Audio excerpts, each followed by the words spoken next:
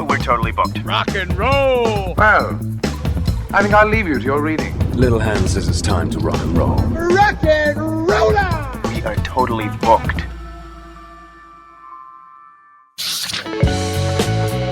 Hey guys, welcome back to Booked on Rock, the podcast for those about to read and rock. Online at bookedonrock.com. Every episode in both audio and video, exclusive video, highlights from episodes, a blog, the latest rock book releases. And if you like the podcast, make sure you subscribe, give it a 5-star review wherever you listen. If you watch episodes on YouTube, be sure to subscribe there. That helps get the podcast out to more listeners and viewers.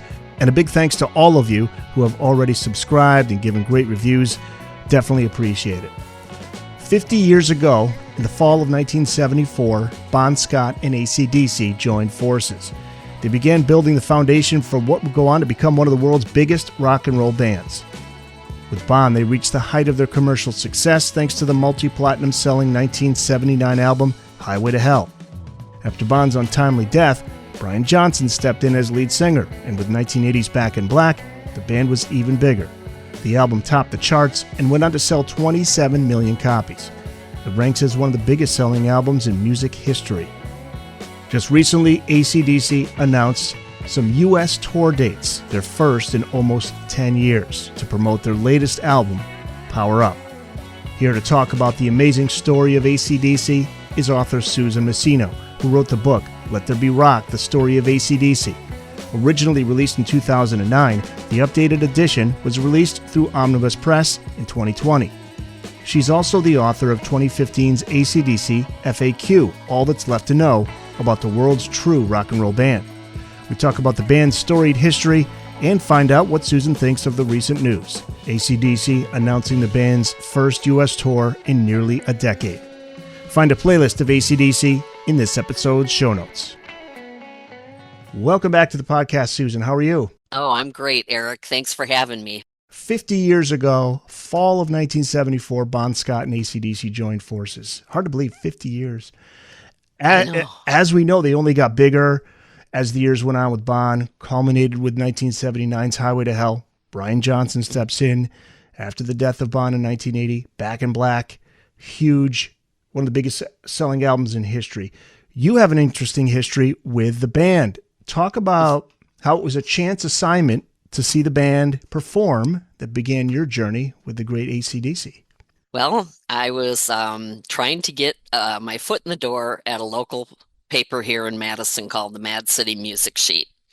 And I was the only girl at the time, so it wasn't very popular for women to want to write about rock.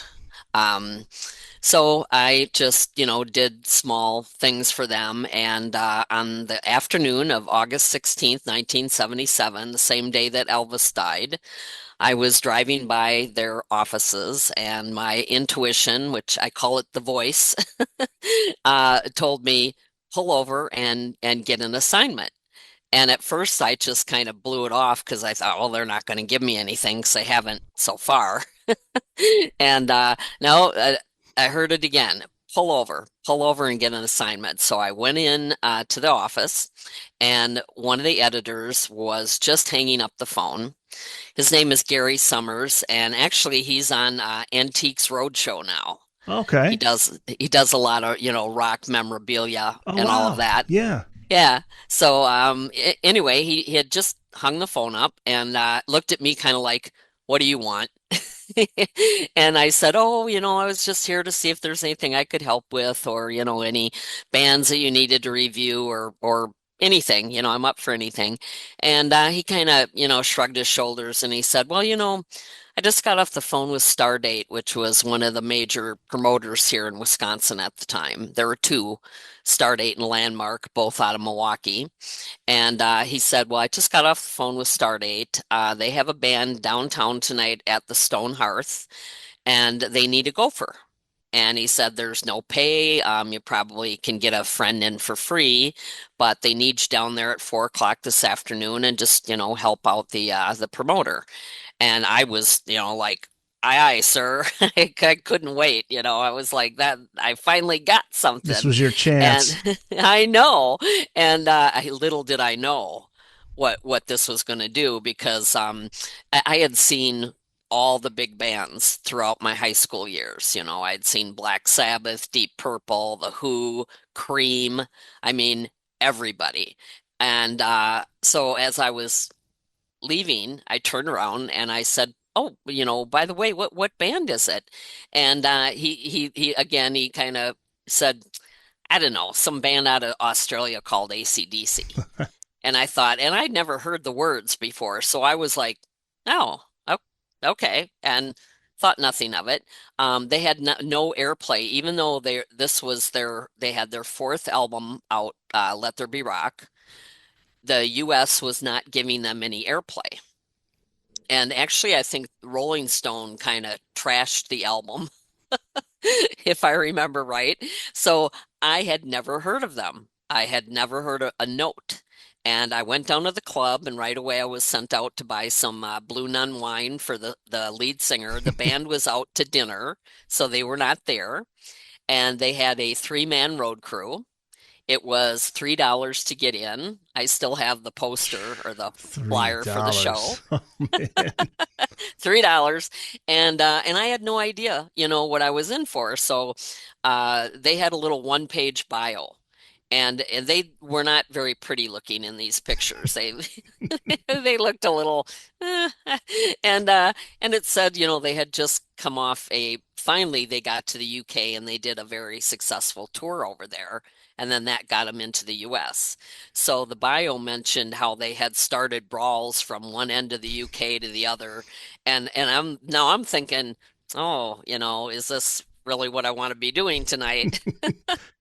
And so I hit it off with one of the roadies that were setting up the show, Barry Taylor. We're still friends to this day, but I had no idea what I was dealing with, and so but I was intimidated, of course, by their bio and their pictures. So I was the dressing room was in a loft above the bar. And I was up there and we had the beer and the soda and the cheese and the crackers and all of that and I'm looking at everything, I'm making it all perfect thinking, I don't want to piss anybody off. Yeah. And so as I'm walking out of the room, I'm backing out as the band is coming back from dinner now. So they're coming in. And Malcolm, who I didn't know was Malcolm yet, he came in first. He sat down on the couch facing me, and I was backing out, saying, beer there, soda there. If you want a mixed drink, come downstairs and get me. I'll get that for you. And this guy comes walking in with tats up and down his arms and shaggy dark hair. And he comes right in. He was about my size. He wasn't much taller than me. But he comes right up shoulder to shoulder with me, sticks his face in my face, and he goes, "Sit." And I was like, I'm not going to argue with this guy. And I grab a chair and I slide it over and I sit down and I'm thinking, oh my God, what is this going to be like? And he goes across the room and he pours two glasses of Blue Nun wine. He comes back to me, hands me a glass of wine, and he says, "Hi, I'm Bon Scott. You must be Sue." And then when I asked him, I was confused. I said, how do you know my name? And that's when Malcolm laughed and he said, "Oh, the promoter told us all about you. He said he was going to do you were going to do anything we want you to do." And you know, I'm speechless basically.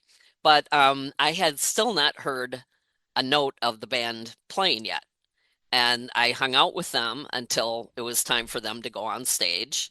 And I went out by the soundboard. I was no more than like maybe 25 feet in front of the band. Wow. And the lights went down and they start, the rhythm section starts live wire. And spotlight comes on, hits Bon, no shirt on, super tight jeans. And I call it love at first scream. Yeah. And I literally, when I heard them launch into live wire, the hair on my arm stood straight up. Yeah. The energy of that band Yeah. live, huh? Yeah. Oh, and there was only about 75 people there. So it was Wow. pretty intimate. Was it a local band that opened for them? I think they were out of Chicago. They're called the Hounds. Okay. They opened for them, and I didn't even see them. because I was up in the loft talking to the band and, hanging out with those guys. So So, 75 people, yet they're performing like there's 75,000, right? oh, totally. That's kind of And like the, Van Halen. I know I've talked to you about Van Halen, and you met the guys in the band. It's that similar thing. Like, it doesn't matter how many people you're playing in front of, you're gonna bring it. yeah, Yeah. and they, and the thing about it at that time, they played, Live Wire, The Jack, Dirty Deeds, Whole Lotta Rosie, Problem Child, Hell Ain't a Bad Place to Be. I mean, they had all these songs already. That would become And eventual classics here in the U.S. yes, After Highway to Hell, after Back in Black. But yeah, at that time, yep. few people knew about them. Those songs. Wow. Yeah, and so Barry and I actually, this is well before computers and cell phones, back in the dark ages. And he asked me for my phone number and my address, and that he said he'd keep in touch. Well, I didn't think he would, but I gave him the info, and he started sending me messages or calls or letters once a week for the next 3 years. Which are in this So book right here. yeah, so that's how I got to have close access to the band anytime that they played in this area, in the Wisconsin area where I lived. Wow. Before we get to the beginning of AC/DC, let's talk about Angus and Malcolm. You mentioned Malcolm and, of course, Angus, the two brothers, two of 8 children in the family and a musical family. Give us a brief look at the Youngs pre-AC/DC. Oh yeah, I mean they had Alex, one of the older brothers, had a band that he was in the UK, and he got signed to a record label that was part of the Beatles, Apple Records. And then the older brother, when they were, still all living in Australia at the time, George Young, started or was in the Easy Beats, and they had, the big hit that is still, heard on the radio today, Friday on My Mind, and they exploded. And so while Angus and Malcolm were still, growing up in the house, their older brother George was literally a pop star. So, and they always, everybody, played music or had music around, guitars and access to all of that. So they really grew into it. Were they in a few bands before AC/DC? Malcolm was in a band called the Velvet Underground, which was not the Lou Reed band, but he was in that. And then Angus was in two, I believe they were called Tantrum and Kentucky.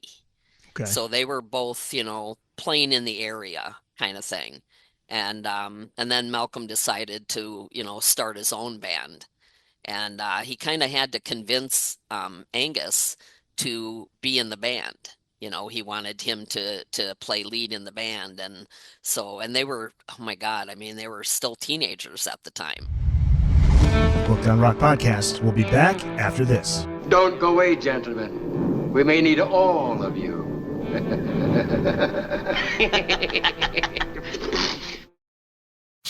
Diehard AC/DC fans know the name Dave Evans, but the passing fan may not even be aware he was the first singer in the band. And you do cover that Yes. in the book, Let There Be Rock. How did he Yeah. end up getting the gig as AC/DC lead singer? Oh gosh, it's been so long since I talked to Dave. I think he just answered an audition that they were auditioning, and he answered an ad, and he got the gig, and he did a good job, but he was at the time they were still like experimenting, I guess, with their look.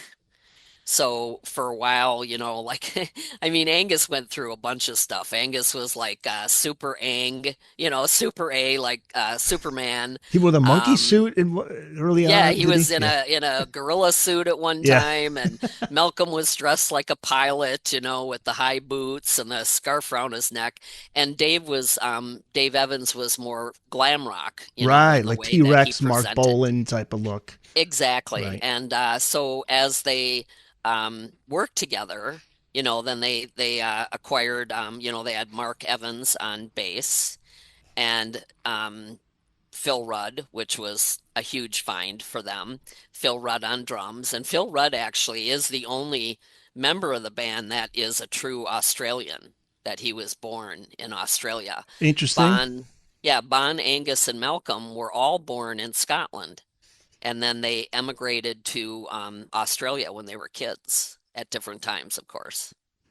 I love the story. What you say is the most bizarre AC/DC gig, which was a friend's wedding. This is when Dave Evans was in the band, I believe. They received an odd request from the father of the bride, and Malcolm was able to come through last second. Do you remember this story from the book? Oh, Yeah. sure. Yeah. Yeah. They asked for a song and Malcolm, it didn't take Malcolm long to figure out how to play it. And they performed at, like a wedding reception. And it just, I can't imagine seeing AC/DC at a wedding reception, but I'd love to be Right. there.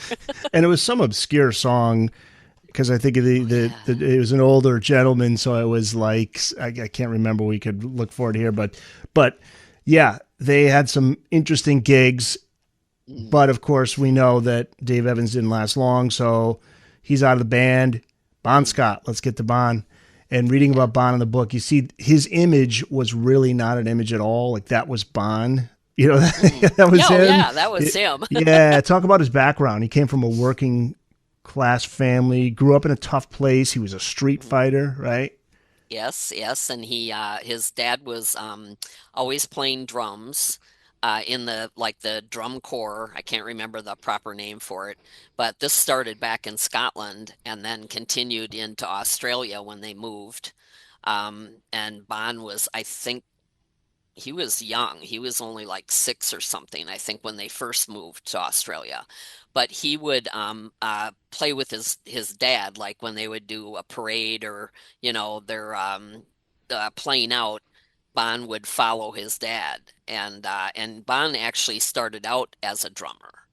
So the first band that he started or he ended up in as he got older was the Valentines, Yeah. which was another, very pop type band. Yeah, all dressed the And same, like red yeah, outfits, and it was almost like yeah, the a fluffy shirts yeah, and, like almost like a Motown type of yeah, look. exactly. Right. Yeah, and that's where he met Vince Lovegrove, I think. Sorry, I might be mispronouncing that. It's been a while. I think that's it. But yeah, Vince, he was the leader of the Valentines, and he, definitely loved Bon. He said some really funny quote about, how he was cute, and cute went a long way in those days.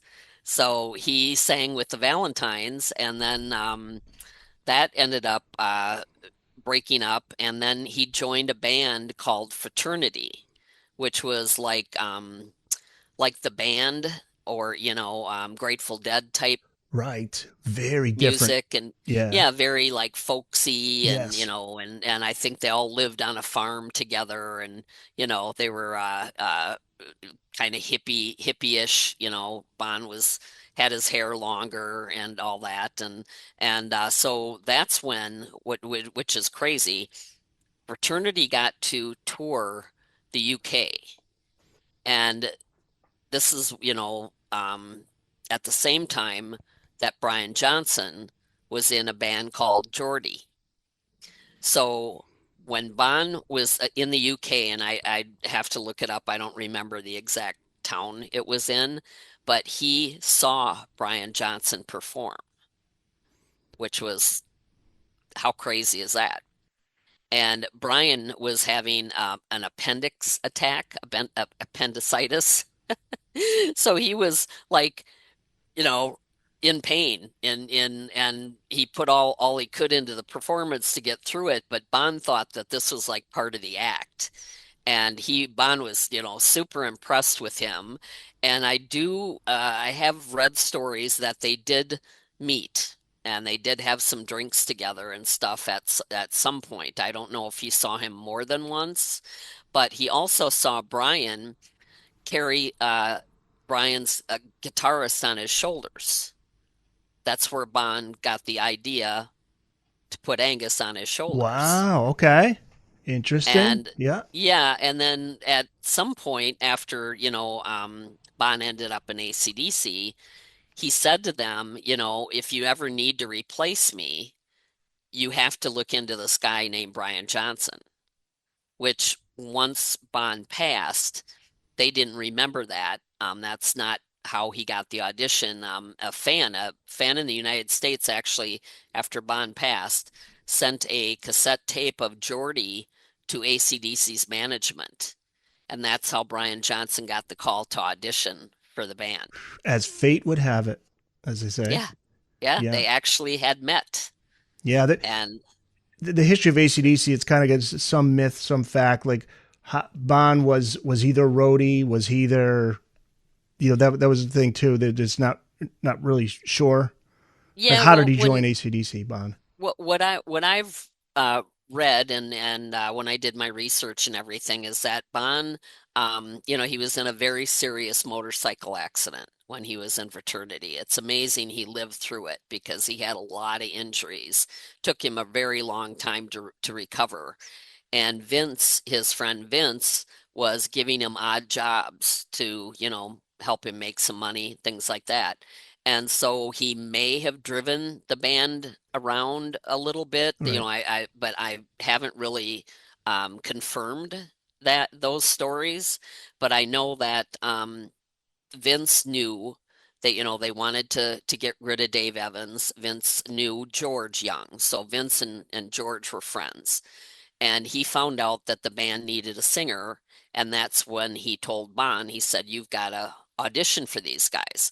Well, Bond was older than everybody in the band, and when they first heard about how old he was, which he was in his late 20s, I mean, he wasn't that old, but No. in those days, that was old. But yeah, I think And they were about 21, 22. They were, oh, but yeah, they were young, yeah, yeah, no pun intended, but yeah, but Bond heard that they thought that he was too old, and he said, I can rock the socks off of those guys. I mean, they just need to give me a chance, and so he had quite the attitude about them thinking he was too old, and of course, he auditioned for the band, and it was it was perfection. yeah. And they And again, also, he had the image they wanted. yeah, well, yeah, exactly, That was and it what they were was looking for. him. Yeah. That I was going to say he had the tats, he had the look, he had the attitude. But what's funny, he's kind of portrayed or has been portrayed as this really rough guy that got into a lot of fights and things like that. But maybe that may be true in earlier years in his life, but he was a very peaceful guy. I mean, he would rather like break up a fight than be part of a fight. So he was just a lot more friendly than people kind of look at him in those days. And I always think about, he was a loyal friend. And actually, around this time of year now, holidays, I always think about that story about how he would send Christmas cards to all his friends every year. Mm, He never forgot. People yeah. he knew, he never forgot about. That was really Oh, cool. yeah. Booked on Rock Podcast. We'll be back after this. We'll be back with the Magic Tunes for the Armada Room's 2-hour disco swing party after this short break. Till then, don't you go changing. The chapter in the book, it's chapter 4. It's a perfect title. It's a long way to top if you want to rock and roll, because that was the case for AC/DC. It wasn't like an overnight success. You were mentioning how when they came to the US, people didn't even know who they were. 75 people at a gig when they already had, I don't know, a handful of albums, right? You have the first album's High Voltage. This always gets confusing. There's the Australian release, there's a US release, Right. so it gets a little Right. fuzzy here, but High Voltage released in Australia in 75, internationally in 76. TNT was an Australian release in 75. Dirty Deeds Done Dirt Cheap released in Australia in 76. Not until 1981 in the US, international. The band was working hard. I mean, working hard on the road constantly. But I wonder why US record labels didn't see the potential there. What was it that... What did they want out of AC/DC? Because you're talking about a bit. These songs are so catchy. I don't know. Yeah. I don't know how you couldn't hear this and say, "Yeah, this is perfect to get on the radio here in the States." But don't know. Then the guys didn't like the label folks too much either, right? I mean, No. they So why do you think they were so late to the game with AC/DC here in the States? Well, when you think back about, like I said, I saw so many bands before I saw AC/DC.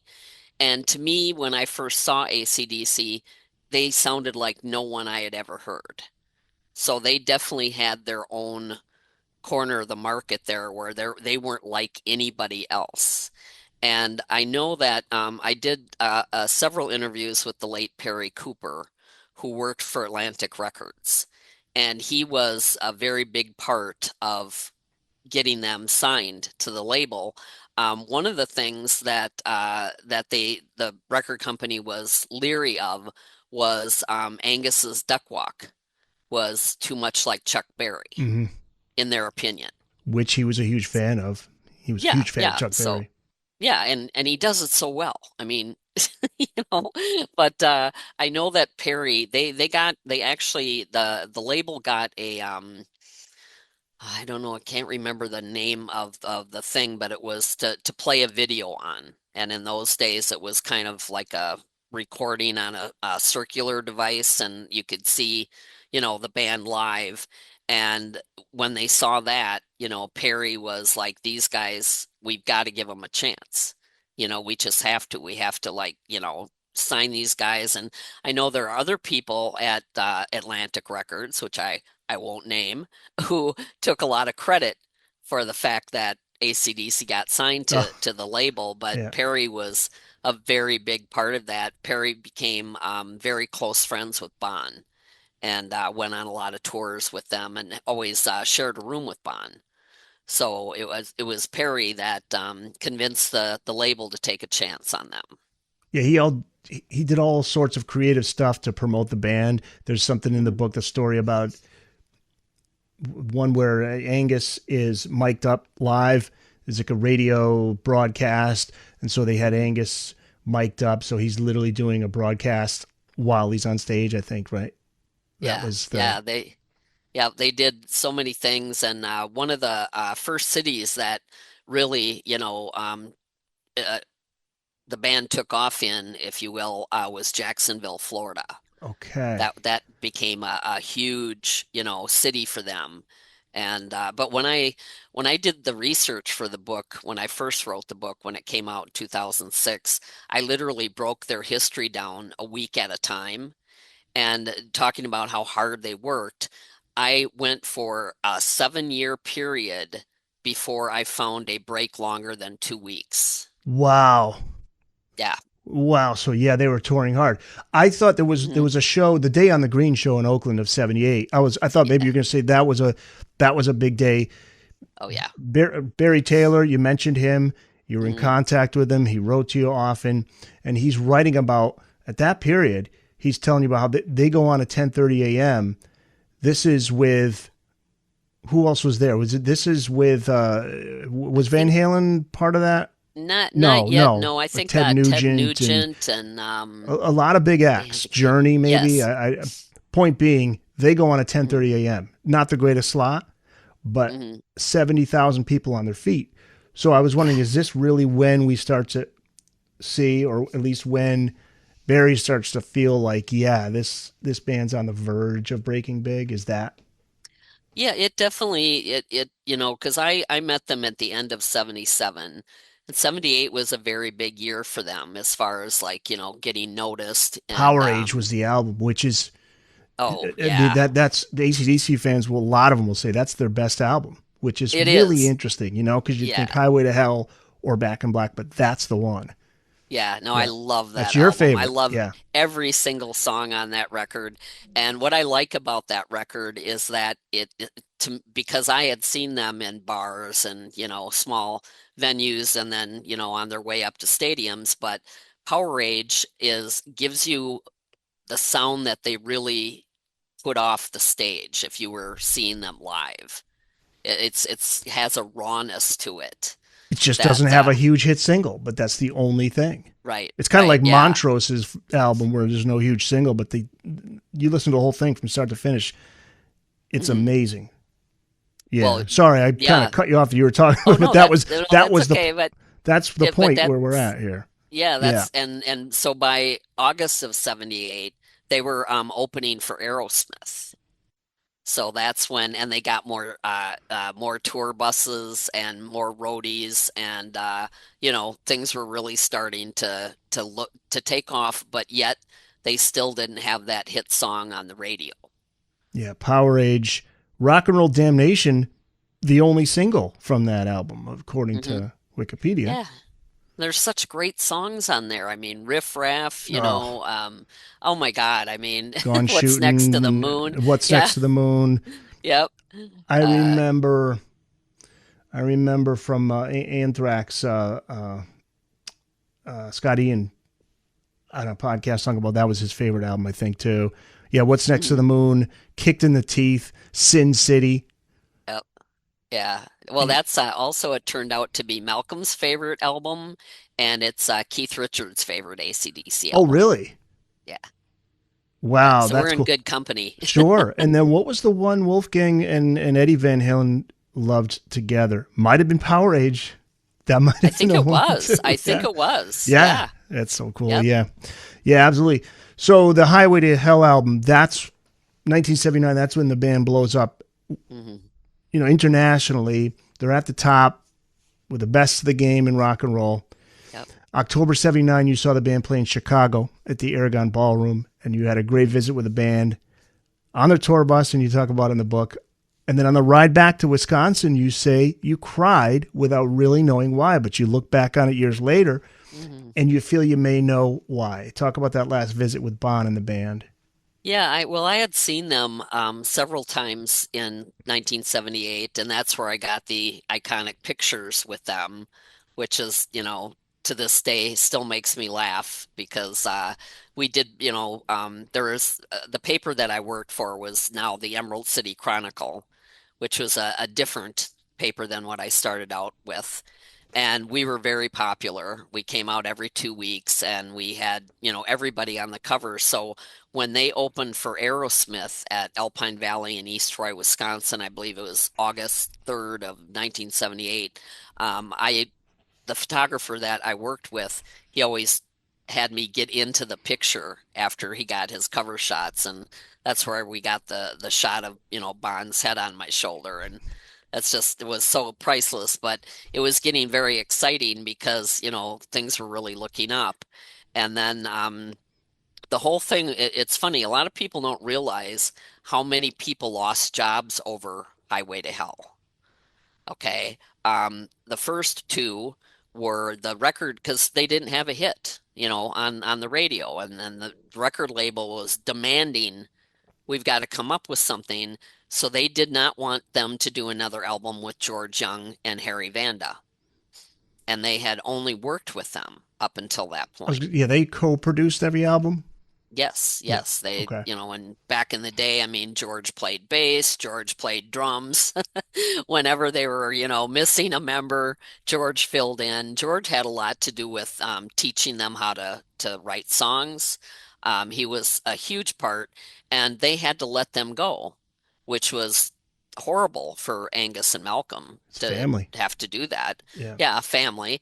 And then the record label sent them down to Miami, or yeah, I think it was in Miami, and to work with uh, Eddie Kramer, the producer.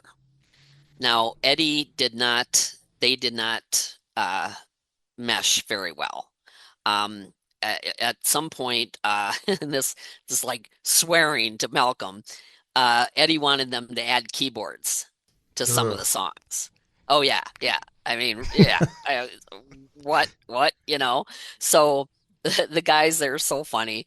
They decided they weren't having it. I mean, they it was not going well at all, and this was Highway to Hell. The record label didn't want to call it Highway to Hell. They had to fight over that. And so Eddie Kramer, they told Eddie they were taking a day off. So don't come in. We're skipping a day. So Eddie's not there. So Angus, Malcolm, and Bon, who can play drums, they go into the studio and do a little demo of a couple of the songs, and they get a hold of Michael Browning, who was their manager at the time. He was really great guy. I mean, he helped them a lot. And he just so happened to be, I'm trying to think where they were. He was with Mutt Lang or in touch with Mutt Lang. And they sent this demo tape to Michael and said, "We're not working with Eddie Kramer. This is not happening. Find us somebody else." That's where Mutt Lang came in. And Mutt Lang was not Mutt Lang, the big producer at this time, right? Right. Well, I think, or had he done? I think he had done some stuff, but Okay. I'm trying to think. I know, he did a lot with Bon Jovi and Def Leppard and all of that, but Which the was dates, years later, early it was. 80s, mid 80s. Yeah. Yeah, so he Michael, played the demo for Mutt. Mutt was very, interested at the time, and so they got together and they recorded. But so we have George and Harry lose their job. Eddie Kramer loses his job. Two guys at Atlantic Records that were shoving Eddie Kramer down their throats, they lost their jobs. And then after, I don't know exactly what the timing was, but Michael Browning was let go. So 6 people lost their jobs over the recording of Highway to Hell. Wow. And of course, I was lucky enough, which is, talk about things in your life that you just can't put a price on it. They had started their If You Want Blood, You Got It tour in Madison, Wisconsin, where I lived at the time. And they had one date that I think it was in London or something that got canceled. So the very first date of that tour was here in Wisconsin. And after the end of the show that night, we went back to the Sheridan Hotel to Phil Rudd's room. And Phil Rudd always had like a big sound system, big boombox type thing. And he myself and a couple of my friends were invited to his room to hang out after the show, and have a couple beers. And he said, "I've got the cassette tape of the new album, Highway to Hell. Do you want to hear it?" Oh. So you heard it before anybody else? Yes. Yes, I did. And it was, oh my God. I mean, I'm getting chills talking about it. It's hard to describe how cool it was because Mutt, God bless, Harry and George, they did a great job with the band. But when Mutt, got a hold of Highway to Hell, that was it. That was their sound. And it was so exciting. I mean, Phil, everybody was really, really excited. And then, of course, when it came out, they ended up, I think, 2 different songs were on the charts right away, and they got airplay, what they were looking for all this time. So that tape, was it finished, mixed, all that, or was it still in demo? Okay. Oh yeah. Oh, so you it was a finished product. Whole thing. So you listened to the whole album? Yep. Played the whole album. Booked on Rock Podcast. We'll be back after this. This is heavy. There's that word again, heavy. Why are things so heavy in the future? Is there a problem with the Earth's gravitational pull? Just to clarify, Mutt Lang, really, this was his big breakthrough. He did work with the Boomtown Rats prior to that. Okay. But I don't see, Outlaws, Playing to Win, 1978, Michael Stanley Band, Savoy Brown. So, he was he'd been working and producing since 74, 75, but really, this was because then he followed with Foreigner and Def Leppard and the Cars and et cetera, et cetera. And we should also know, too, Eddie Kramer was huge at that time. He did Hendrix, he did Kiss, he did Ace's solo album. So that was a pretty crazy time. February 20th. No, oh, actually, you know what? Let's back up though, because you're driving home that night and you said So looking back on that, you felt like something wasn't. You felt like maybe this was the last time you were ever going to see him. Well, yeah, I saw him in October, as you said, of 79 at the Aragon Ballroom in Chicago. And the band, to me, they were burned out. They were so tired, and I felt bad for them that night. I really did. They were going back to play some dates over the holidays like they went back to Australia for the holidays. And then I knew that they were going to London in January to start a new album. So they had worked so hard, and I felt bad for them that night. I felt like, my God, I mean, these guys have been how many years now, with hardly no breaks and all of that. And when I went home that night, because I was down in Chicago, so it's a couple hour drive back to Madison, I cried on the way home, and I didn't understand why. I never felt that way before after seeing them. I was always happy and elated and, just excited. And I had just this horrible sadness come over me. And I cried and I thought, what's this? Where is this coming from? And then it kind of hit me that, that was the last time that I saw Bon. 3 months later, You he know, passed. yeah, he was February gone 20th, 1980. Yeah. right after. Yeah. Tell us about that day, how you heard the news of Bon's death and what your reaction was. Oh my goodness. It's a tough time for you. Well, my mom was dying of cancer, and she was in the hospital. And on the weekends, when she felt up to it, we could take her home for a few days. So I was in Madison driving up to the hospital to pick up my mom. And to me, everything with AC/DC was like super exciting. Highway to Hell finally did it. They're up at the top now. This next album is super important, and everybody was so excited about it.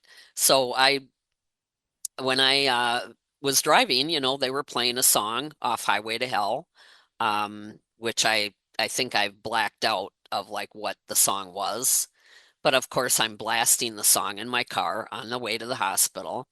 And after the song ends, the DJ comes on and says, and that's in tribute to the late Bon Scott, who was found dead in a car this morning in London, England. And oh God, I just got shivers just saying that.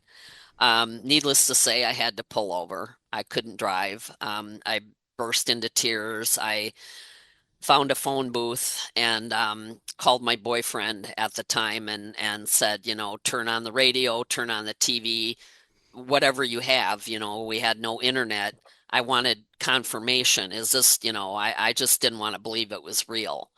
And so when I got up to the hospital, my mom, she had talked to Barry because I lived with her for a while.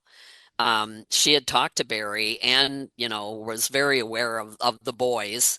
When they did their first TV appearance on Midnight Special, they did Sin City. I watched that with my mom. And it was really cute because, she only knew of them. But when she saw that performance, she's like, oh, they are really good. I love it. I know. And I said, I know, aren't they great? I think they're going to be really big. And so when I heard that news, I went into my mom's hospital room trying to, act like there was nothing wrong. And of course, she picked up right away that, I was really upset, and we cried together. And then 6 weeks later, she died too. Oh, So wow. that was, yeah, Man, I mean, what a terrible time. When did you get to talk to Barry after that? When was the next time you got in touch with him? probably just over letters because what happened was, the end of 79, early 1980, he left the band. So he Okay. stopped working for them. So another So person departs yeah, from the AC/DC family. Yeah. yeah, exactly. So he wasn't working with them anymore. So I know that, we talked about it, but not anything like, I don't think he knew any more than I did about what So really happened he or, probably found out about the same time yeah, you did. probably the same way. In those days, it was through the radio or newspaper. There was no internet. There Nope. was no social media. So Yeah. that news hit you a little late. Oh yeah. Yeah. And it's just, and there's so many rumors that go around about his death, and it drives me crazy, Yeah. basically. That's what I was Be- going to ask you about, what's misunderstood about Bon. And I know there's a lot of talk about how he died. There's a lot of talk about, did he write the lyrics to Back in Black? Mhm. So, what are I, your feelings uh, on that? what I know is that, I found out that he had, liver issues from drinking, and he had not taken care of that. And the night that he died, he had, I think it was seven whiskeys in his stomach. And a lot of people, or not a lot of people, there's a particular author that I don't even know what to say about what he says about Bond, because he's convinced that Bond died of a heroin overdose. Now, I know where Bond's head was at when he was getting ready to do Back in Black, and how excited he was. Maybe he did a line of what he thought was coke, and it wasn't, it was heroin. That's a possibility.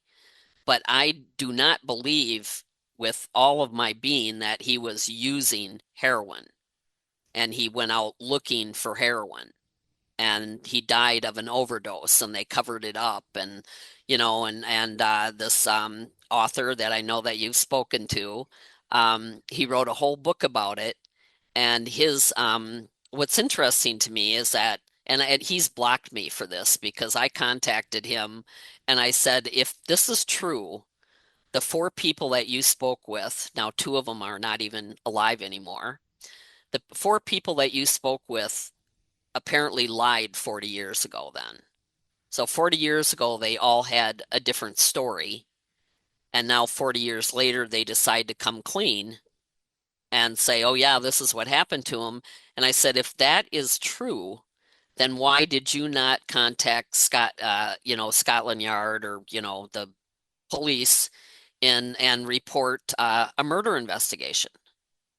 There's no statute of limitations on a murder investigation. Why didn't he do that? He didn't do that because there's no proof. Only people that decided to change their stories 40 years later, which I don't understand why you would do that. The unfortunate reality is he was gone way too soon. 33? 33, yeah. Oh, yeah. I mean, it's a horrible tragedy. Yeah. But it's very hurtful and annoying to constantly hear about this, huge cover up, and and that he wrote the lyrics. And I know that they had the song titles. I know that Bond, actually worked out the opening to have a drink on me on the drums, because he was in the studio. He stopped into the studio and played the drums, and they were working on that song. And then he was gone a couple days later. That was the last time Angus and Malcolm saw him. Yeah. So, how much he wrote of it, I have no idea. Yeah. I go with Angus and Malcolm because I respect them. And I think that, if he had written enough of it to give him credit for it or something, that they would have done that. I know that, there's also talk about that the Bon Scott family has always received royalties for Back in Black. And that is totally Angus and Malcolm. I mean, Bond never got to live the life of that type of money coming in. They made sure his family was taken care of. Simple as that. Booked on Rock Podcast. We'll be back after this. Never, ever, ever, under any circumstances, say, I'll be right back. Because you won't be back. I'm getting another beer. You want one? Yeah, sure. I'll be right back. Susan Masino wrote the book, Let There Be Rock, The Story of AC/DC, the updated edition, released in 2020 through Omnibus Press. And she's also the author of 2015's AC/DC FAQ, All That's Left to Know About the World's True Rock and Roll Band. Also, we should know, too, Rock and Roll Fantasy, My Life and Times with AC/DC, Van Halen, and Kiss. That was 2003. That came out, I believe, yeah. I had you on for that one. Yeah. Well, we know how huge the band became with Brian Johnson. That next album, Back in Black. Did you have your doubts? Did you have your doubts that they would succeed without Bon? What was your reaction when you first heard it? Totally. When I heard, I knew that they were going to continue. They had to. I mean, as I said, they worked their behinds off how many years? And, when they went to the funeral for Bond's parents, both of them encouraged Angus and Malcolm, you have to keep going. Bond would not want you to quit because he's gone. So, but of course, anybody to replace Bon Scott, that's like, replacing the proverbial unicorn, it's like who can do that? And I know it sounds kind of crazy, but when Back in Black was released in July of 1980, I didn't listen to it. No. I didn't want to hear it. Too hard for you. Well, every time a song came on the radio, I'd turn it off because I thought to myself, I'm not going to hear this until I see him live, which I did a couple of times on that tour. And the first one was September 14th of 1980 when they came to Wisconsin, Madison, Wisconsin, and played the Dane County Coliseum. I met Angus's new wife that night, Ellen, and he introduced me to Brian. And Brian seemed very sweet and very nice, but still, I had no idea what it was going to be like. And they went out on stage, and it was a sold out show. Lights are down, and then all of a sudden, this bell starts ringing. And like I said, I had not heard anything from the Back in Black album. And so the bell is chiming, and they launch into Hell's Bells. And I mean, it was for me, it was like I started to cry, and I felt Bon was like standing next to me. And I said to Bon, I said to him, I said, they're going to be okay, aren't they? And he said, they're going to be just fine. So you needed to be convinced as to how they were live. That was important. Like, am I going to feel the same that I felt when I first saw them with Bond? Exactly. Mm. It's still hard. I mean, don't get me wrong, I love Back in Black, but it's still a hard album to listen to for me because I believe to this day that I can hear their pain. I can hear how much pain they were in when they recorded that. And that's why it's such a phenomenal, it's not just the songs. The energy and the love and the loss, you can hear it. At least I can. Booked on Rock Podcast. We'll be back after this. Can we go now, please, people? A good plan today is better than a perfect plan tomorrow. What are some of your favorite 80s era AC/DC albums post Back in Black? Probably, For Those About to Rock. Of course, yeah. And then, they were kind of like Fly on the Wall and Flick of the Switch and, Blow Up Your Video. I went and saw them on that tour. The Blow Up Your Video is wild because that's like 80s production, But maybe it's just because of my age, but I like some of the stuff on those albums. I mean, sure. I Flick of the Switch is the opposite, where they really wanted to get raw and nasty on that. Mm-hmm. It's like they just hit record and play. What else was Fly on the Wall? But what's sad about it in the 80s is that Bon Scott's death took its toll on everyone in the band.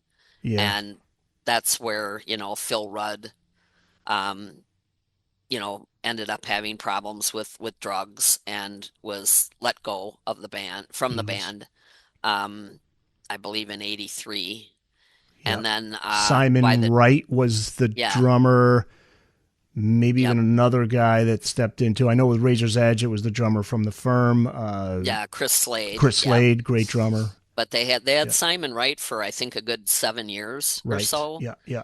And but then Malcolm on the Blow Up Your Video tour, the night that I saw them, Stevie was playing for Malcolm because Malcolm had to quit drinking. Now that's interesting because then Stevie now a current member of the band, but that's like a little piece of trivia there. Like, he replaced Malcolm before that because Malcolm was going through his struggles with alcohol. I think he was. Well, maybe that answers the question. Why was Razor's Edge so successful? But Malcolm was back on his game. Yeah. Oh God. Yeah. Right. Yeah, so they were ready to go, and nothing against Simon Wright, but I had to have a bit of a giggle as I researched that period of time when Malcolm was out, after he got out of rehab. he finally got to go see AC/DC from the audience, which he'd never done before. And his reaction was, we need a different drummer. And that's when, by the time they got to Razor's Edge, that's where Chris Slade comes in, because Malcolm decided they needed somebody different. And then Malcolm and Angus, or maybe just Malcolm, is doing the lyrics now at this point. Yes. Yeah. Yep. And there's a great story about Thunderstruck. I always love this story. I have the book still. It's called Behind the Boards. And the story about, I feel bad, I can't remember the author's name now, but he's talking to all the engineers and people that were part of those albums. And they're talking about Angus doing that whole guitar part on Thunderstruck. It's one take. I mean, it's one take. And he had a cigarette. He lit up the cigarette, started, and he was so focused that the cigarette butt was like just kind of burning down, like you see the ashes. He wouldn't flinch, wouldn't move. He's just, the engineer said all I had to do was fade down during the verses, pull it back up. So what you're hearing, he's telling you that's not cut. That's no splicing. There's no studio match. That's just Angus, one take. That's still what I did read, though, is that he taped some of the strings to not make a sound. Okay. When he did that. Yeah. When he recorded it. Yeah. So, but yeah, when they came back with Razor's Edge, I was so happy for them. I mean, I was just over the moon. You saw the band, right? Tell me about that. You got to see them. And then that's when you realize, like, wow, this is a big production. Oh, yeah. These guys are... It's so funny. As I always say, like, the night that I saw them at the Stone Hearth, they gave the same show as they give today. They just didn't have all the toys. So now they have, the staging and the lighting and they grew into this huge production. And when they came back to Madison, to the Dane County Coliseum, it was December, I want to say December of 1990. And they were reintroduced to a new generation of fans through Beavis and Butthead on MTV. Yep. So when I saw them that night, when they did everything, I mean, Razor's Edge, Thunderstruck, Money Talks. I mean, it just... Are You Ready? Wow. It's another great one. Yeah. I mean, that I was so happy for them. And that night, actually, I got to, talk to Angus and Malcolm, and I had brought them... Now, this is how many years later? 78 to 1990, so 12 years later. I had copies of the pictures of us together from the night they opened for Aerosmith. And I gave them some copies of those pictures, and then I had them autograph the back of mine. And I'll never forget when Angus looked at those pictures, he got tears in his eyes, and he looked at me and he said, "Bon looked great then, didn't he, Sue?" And I said, "Bon was at his peak then, Angus. He was at his best." What a moment. And every time we see each other, we always, Bon is always brought up. Bon is never far away. He's always there, which is super cool. Booked on Rock Podcast. We'll be back after this. The outlook is rosy. The future is bright. Your book ends around 2020. Wasn't long after the updated version that we got Power Up, November 2020. They had overcome Brian Johnson losing his voice, Malcolm Young sadly passing. Yeah. They not only returned with an album, but a really good album. I mean, Power Up is, it's like, all right, this, I mean, they won't stop, If you were to add a chapter in the book on that album, I'm curious as to what you would have had to say about it. Number one, were you surprised that it came out? And two, what did you think of it?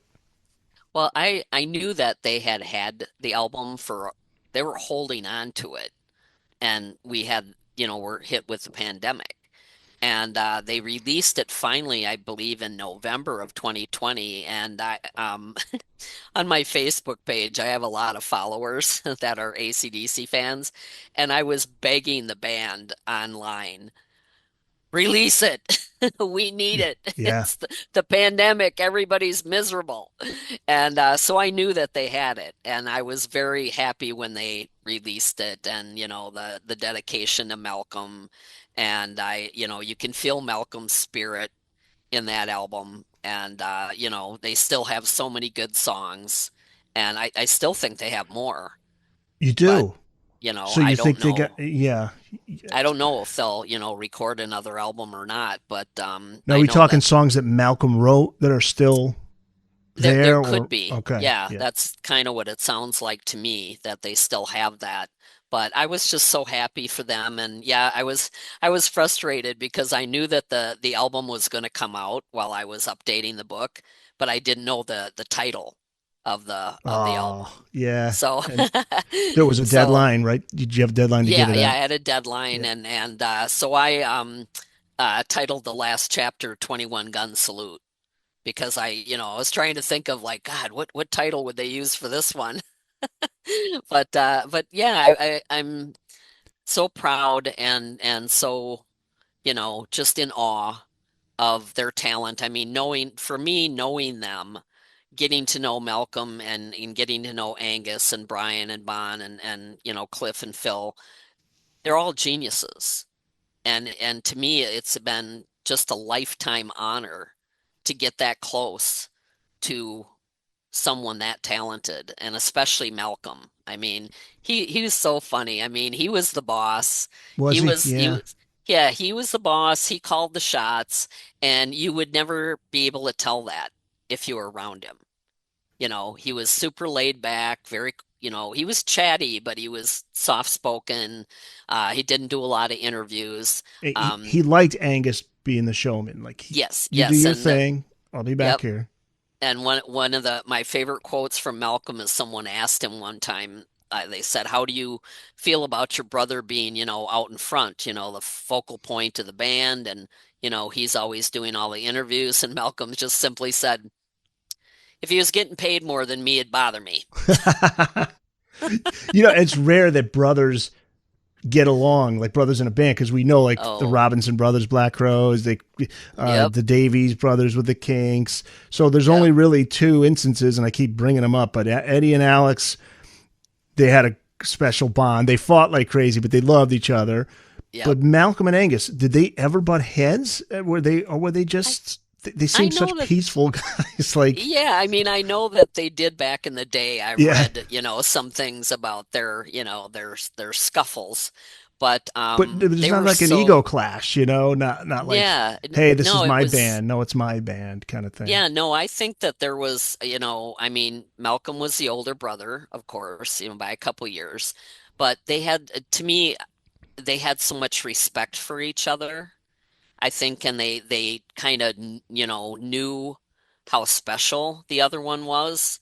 And you'll never, God bless Stevie, but you'll never see two people play like Malcolm and Angus did, the way that they played together. Right. And I was going to say, you talk about brilliant, that rhythm section, Ugh, underrated, I would say. I mean, although you hear every now and then musicians talk about how badass that rhythm section and tight it is, because you oh, said when Phil Rudd comes back, it's like, okay, yeah, there's mhm, something about it. Even though it's a straight ahead beat, it's not like it's jazz work here. We're not doing all this, time mhm. changes and all that, but it's so tight. It's like super tight.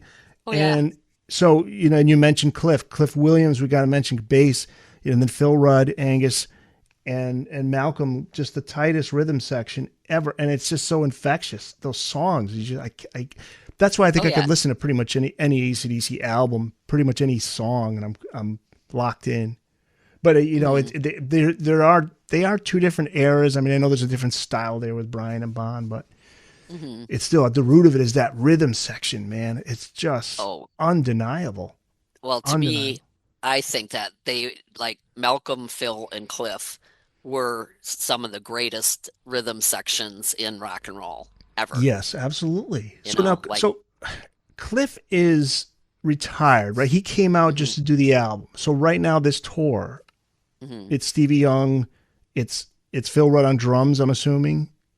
Is he? Uh, no, Or they have a no? new drummer. So there's They a have a new different drummer for the tour. different drummer and a different bass player. How about that? Okay, So, yeah. So yeah, because I'm just trying to find like who the current lineup is. But we know we got Brian, we know we got Angus out there, we know we got mhm, Stevie Young. So yep. I'm curious as to who's on drums. I know I should have that in front of me, and I don't. Chris Slade, maybe. Let's see. No, it's had somebody he played with Jane's Addiction, Oh, and oh, Jesus. Yeah. Do you want to look it up, or should Yeah, I? I'm gonna look it up here, and I Yeah, should I'm know sorry I this don't right have off. their names. I should have their names, but I should know. yeah. If we're talking about the original drummer, we're talking about. Jeez, isn't this bad? Yeah, really. We're losing our memories here. Where is it here? Jane's Addiction drummer. Yeah, because as we know, anybody in Jane's Addiction does not have a gig these days because because of the fallout on stage with Perry Farrell and Dave Navarro. Here, I'm trying to look it up too. You're right. Jane's Addiction drummer would be Okay. Matt Log. Oh, okay. So not He's Stephen on Perkins, drums. because Stephen Perkins is the Oh, he was like the original. yeah. Yeah, so Matt Log and Chris Cheney is on bass. Wow. Okay, Matt. So one of them played for Jane's Addiction. Yeah. I know that. Well, Jane's Addiction had some varying lineups too. Is it Matt Lang? Lang? Yeah. Okay. Okay. Yeah. So, yeah, I know they're coming here I'm on the East Coast, New England. So they're coming to, what do they call it? Gillette Stadium. I want to say Foxborough. Gillette Stadium. And I mean, I really want to go. It's like decent seats, maybe 600-700, and anything less than that, I'm going to be up in the nosebleeds. And I have a tremendous fear of heights. So I don't know. But it's May the 5th. Are they coming near you? Do you know? The closest they're coming is Soldier Field in Chicago on, I think it's May 24th. Are you thinking about going? And I'd like to. Yeah. I hope I can get tickets. I usually get tickets, but I never know until they're a couple weeks out from that date. Yep. Because they have, it's so much to deal with. So I won't know. If they're like $600 tickets, I probably won't be doing that. They are, they're pricey. Yeah, they're pricey, but I don't like watching clips on YouTube because it doesn't do it justice. Right. You got to be there live. I'll just finish with this. Then, if you had a song that the band hasn't played in a while, or maybe never played, that you want to see them play, what would it be? Something off of Power Age? Well, Down Payment Blues. Yeah. I have seen them do that live. Okay. But it's been a long time. That or like Riff Raff. That would be awesome to see them do that one. That'd be cool if they did, like a lot of bands, play a whole album. Oh, I know. They've done that. God, that would be so cool. They have so many songs to pick from. Yeah. It's got to be, quite the job to decide, what they're actually going to play. You got to include like 5 gimmies. Like you have to do The Highway to Hell. You have to do Back in Black. You have to do Shook Me All Night Long. Mm-hmm. So yeah, then you're left with, okay, what are we going to do? I tell you one song from Razor's Edge that I always loved, Fire Your Guns. Oh yeah. Yeah, that's a good one. Yeah. That'd be cool if they played that. Well, we'll see. And I also, what they did for a movie that you don't hear it much is Big Guns. I love that song. That's a great song. That was off of, what was is it Arnold Schwarzenegger film? Maximum Overdrive? No. Maximum Overdrive would have been Who Made Who. Oh, yeah. Okay. That was the Last Action Hero, I think, or with... Yeah, with Arnold. Yeah, because Arnold, they did a video with Arnold, and Arnold dresses up as Angus. Yeah. You're right, though. Those are great songs. There were songs that kind of get forgotten throughout, like the 90s when they had the album produced by, what was the one in the 90s? Not Hard as a Rock. Ballbreaker? Ballbreaker. Yeah. Which has there's good stuff on there too. Yeah. They didn't seem to enjoy. I mean, they have respect for the Rick Rubin who produced it, but it didn't have that chemistry there. But Hard as a Rock, covering All Hail Caesar were the singles, but it's here's another one I love, Ballbreaker, the title track. Yeah. Love that. And I got to, when I first started in radio, I at least had the opportunity to say I could play a new AC/DC song, and I did that with Safe in New York City. I got to play, that was off of Stiff Upper Lip. Stiff Upper Lip. So we were playing stuff off of that, which was so cool. Which is not, there isn't, to me, not a bad album. But anyway, we'll wrap this up. So Let There Be Rock, the story of AC/DC, that can be found wherever books are sold. So that's out there. AC/DC FAQ, all that's left to know about the world's true rock and roll band. That's out there everywhere, right? People can find that. Yep. All my books are on Amazon, and you can go to my website also. Yeah, SusanMasino.com. Yes. Okay. Anything else you want to let fans know about, Susan, before we let you go? I just, I hope everybody that wants to see them gets to see them. And right now we only have 13 dates in the U.S., and I'm hoping to see more. Fingers crossed. Yeah. Susan, thanks so much for coming back on the podcast. Oh, thank you, Eric. Thanks for having me.